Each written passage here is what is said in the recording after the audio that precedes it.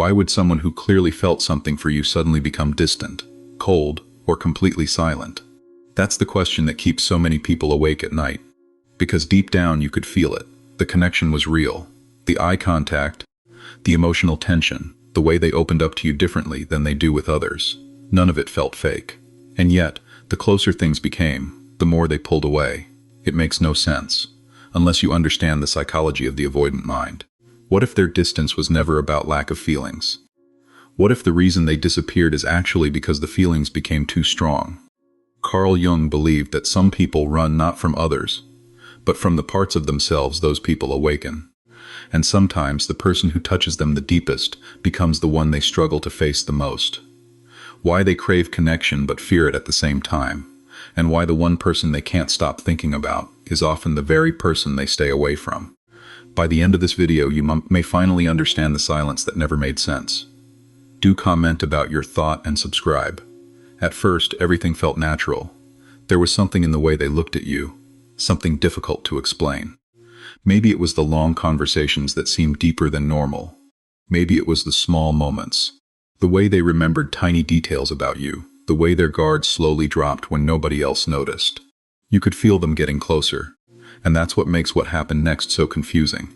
Because just when the connection started feeling real, they changed. Their replies became colder, their energy shifted. They started disappearing for hours, then days. Plans became uncertain. Conversations became shorter. And eventually you found yourself asking the same painful question over and over again. If they felt something for me, why did they pull away? Most people think avoidant individuals run because they do not care. But the truth is often the complete opposite. Avoidant people usually run when they begin to care too much. And that is the hidden contradiction almost nobody understands. Deep inside, avoidants crave love just like everyone else. They want connection. They want intimacy. They want someone who truly sees them. But the moment that connection starts becoming emotionally real, fear enters the picture. Not fear of you, fear of what they feel around you. Carl Jung believed that people spend much of their lives hiding parts of themselves deep in the unconscious mind. Emotions they were taught to suppress, needs they learned to deny, vulnerabilities they buried long ago, and sometimes, another person comes into their life and unknowingly awakens all of it. That person becomes emotionally dangerous, not because they are toxic, but because they make the avoidant feel things they can no longer control. This is why avoidants often seem intensely interested at first. In the beginning, the connection feels exciting, safe enough, manageable. They can enjoy the chemistry without fully facing the emotional weight underneath it. They tell themselves they are in control, but then something changes. Maybe you became emotionally closer. Maybe they realized they actually cared whether you stayed or left. Maybe they caught themselves thinking about you constantly. And suddenly, what once felt exciting starts feeling terrifying, because attachment means vulnerability. And vulnerability feels unsafe to someone who learned long ago that emotional dependence leads to pain. Many avoidants grew up in environments where emotions were not handled safely. Maybe affection was inconsistent. Maybe vulnerability was ignored, criticized, or punished. Over time, they unconsciously learned a survival strategy. Do not need too much. Do not depend too deeply. Stay emotionally self-protected. So when someone finally breaks through their emotional walls, the experience feels overwhelming. Imagine a person standing outside in freezing weather for years. Then suddenly, they walk into warmth. At first, the warmth feels comforting, but after a while, it also becomes unbearable because their body is no longer used to it. That is what emotional closeness can feel like for an avoidant. You became warmth, and warmth scared them. This is why their behavior often becomes confusing right after intimacy increases. One day they are emotionally open. The next day they are distant. One moment they make you feel special. The next moment they act detached. It feels inconsistent because internally, they are fighting two opposite desires at the same time. One part of them wants closeness, the other part wants emotional safety. And sadly, emotional safety for avoidance often means distance. This is the painful paradox people misunderstand. When an avoidant feels nothing, they usually stay calm. But when they feel deeply attached, their nervous system begins sounding alarms. Suddenly they overthink everything. What if I lose myself? What if I get hurt? What if this person leaves me? What if I need them too much? And instead of moving closer, they instinctively create space. Not always consciously. Sometimes they do not even understand why they are withdrawing themselves. They just feel pressure building inside them. That is why avoidants can look completely normal on the outside while internally experiencing emotional chaos. And the saddest part? Many avoidants genuinely wish they could relax into love the way others do. But every time real intimacy appears, old survival patterns take over. This is why you may have noticed moments where they almost let themselves love you fully. Moments where their walls disappeared for just a second. Moments where you saw softness in them that nobody else sees. Those moments were real. But for avoidants, emotional exposure often creates panic after the fact. So after opening up, they retreat to regain control over themselves again. This is why distance does not always mean indifference. Sometimes distance is the clearest sign that the connection affected them deeply, much deeper than they are emotionally prepared to handle. And that realization changes everything. Because the avoidant is not always running away from the person. Sometimes they are running away from the emotions that person awakened inside them. And the more powerful the connection feels, stronger that urge to escape can become. Carl Jung once said, "Until you make the unconscious conscious, it will direct your life and you will call it fate." Most people hear those words, but very few truly understand them, because sometimes the people who affect us the most are not the ones who simply enter our lives. They are the ones who awaken parts of ourselves we spent years trying to bury. And this is exactly what often happens when an avoidant meets someone they cannot emotionally escape. At first, the connection may seem normal, maybe even casual. But slowly, something deeper begins happening beneath the surface. Without realizing it, you start touching emotional wounds they thought they had hidden forever. Not by hurting them, but by making them feel again. This is where Jung's idea of the shadow becomes incredibly important. According to Jung, every person has a shadow self, the hidden side of their personality containing emotions, desires, fears, and vulnerabilities they learn to suppress over time. These hidden parts do not disappear. They simply move into the unconscious mind. And from there, they quietly influence behavior, relationships, and emotional reactions. For avoidant people, the shadow often contains things they never learned to safely express: the need to be loved, the fear of abandonment, the desire for emotional closeness, the longing to feel chosen, understood, and emotionally safe. But because these needs once felt dangerous or painful, they buried them deep inside themselves. Over time, they built an identity around emotional independence. I do not need anyone. I am better on my own. Feelings only complicate things. But then someone enters their life and disrupts that entire emotional structure.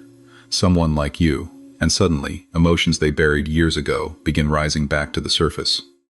This is why avoidants are often deeply affected by people who make them feel emotionally seen.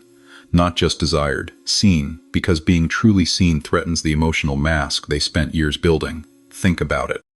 Most people only interact with the avoidant's surface personality, the calm version, the controlled version, the emotionally distant version. But occasionally, someone reaches deeper.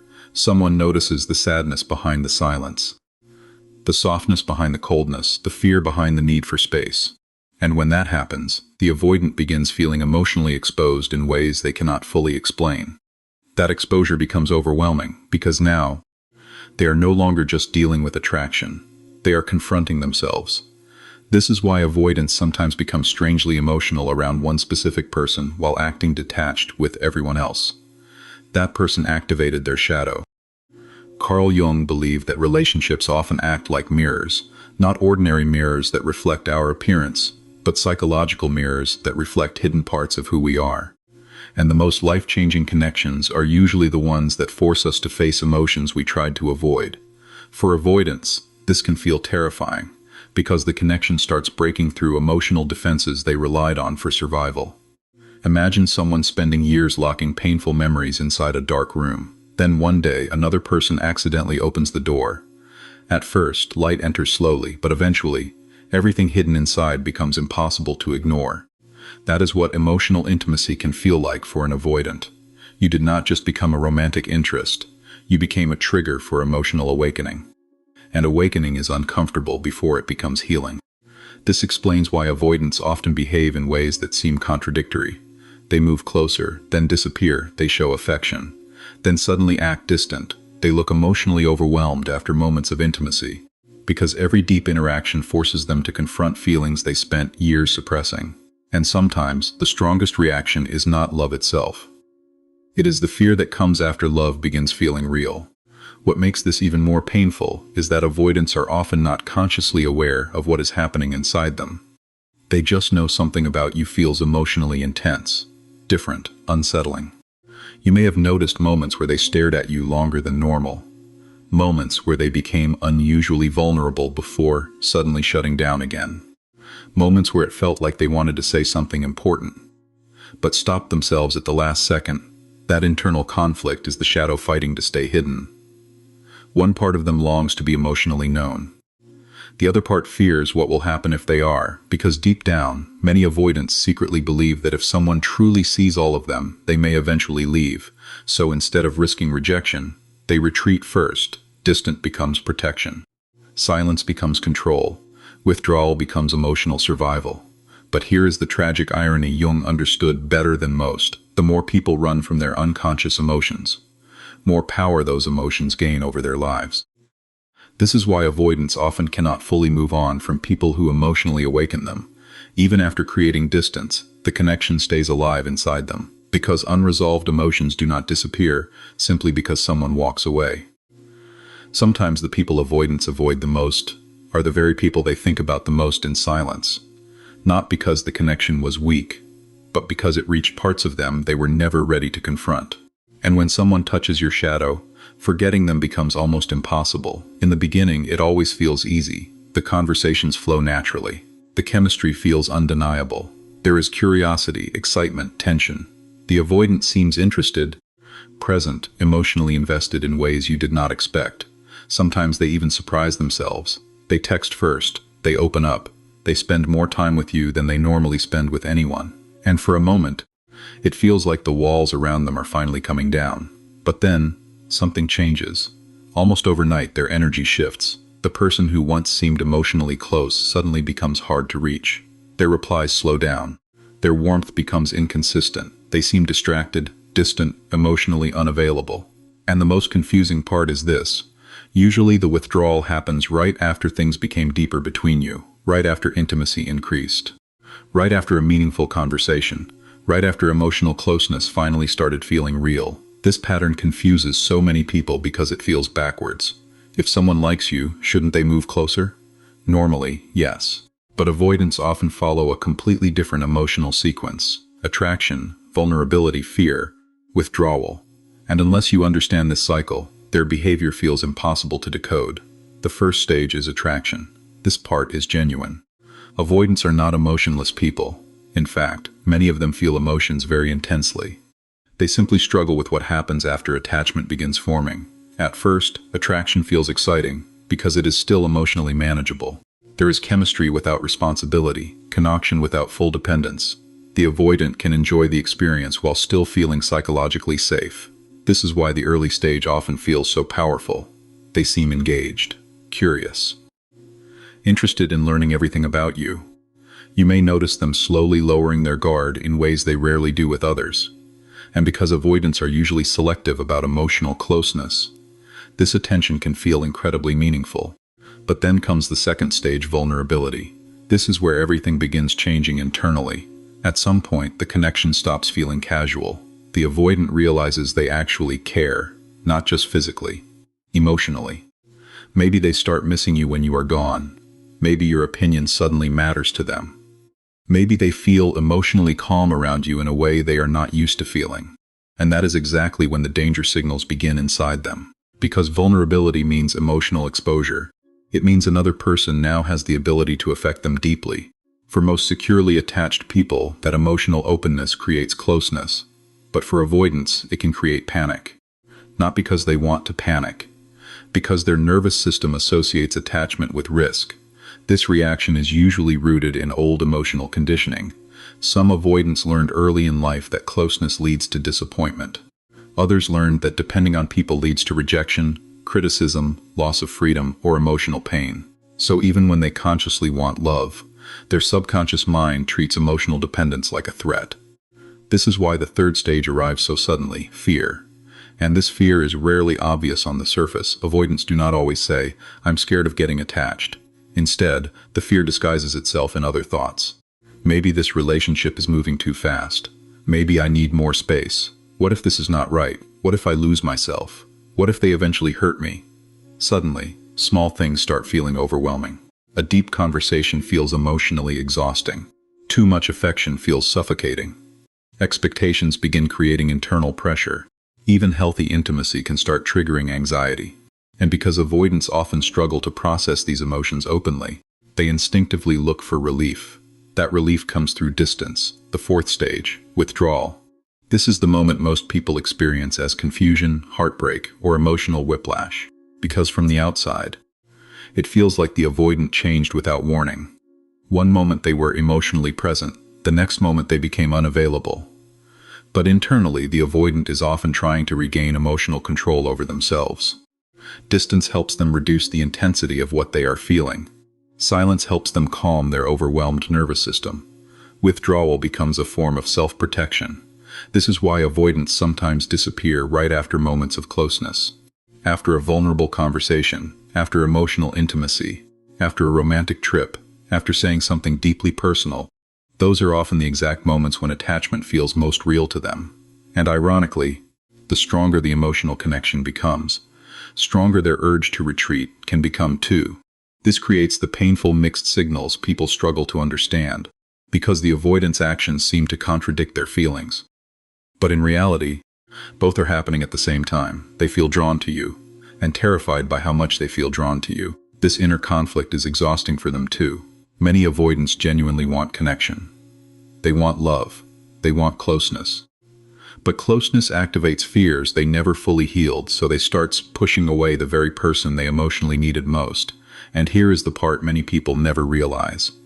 Avoidants often pull away hardest when the connection is emotionally significant. Not meaningless, significant, because meaningless connections do not threaten their emotional defenses. Real attachment does. That is why their distance can feel so personal, so confusing, so painful. You are trying to understand why someone who clearly cared suddenly became emotionally unavailable. Meanwhile, the avoidant is trapped in a silent battle between desire and fear. Part of them wants to stay close. Another part is desperately trying to avoid the vulnerability that closeness creates. And until they become aware of this cycle themselves, they often repeat it over and over again, wanting love deeply, then running the moment it finally begins to feel real. Most people think avoidants are cold, detached, unaffected. But what if the truth is much sadder than that? What if the avoidant is not fighting against love, fighting against what love awakens inside them? Because behind the silence, the distance, and the emotional walls, there is often a battle happening that almost nobody sees. A battle between the part of them that desperately wants connection, and the part that believes connection is dangerous. And this conflict can become so intense that even when they find someone they genuinely care about, they still pull away, not because they feel nothing, but because they feel too much. The painful reality is that many avoidants learned very early in life that emotional survival depended on self-protection. Some grew up in homes where vulnerability felt unsafe. Maybe emotions were dismissed. Maybe affection was inconsistent. Maybe they were taught to handle pain alone. Over time, they adapted. They became emotionally independent, not because they wanted to, but because they believed they had to.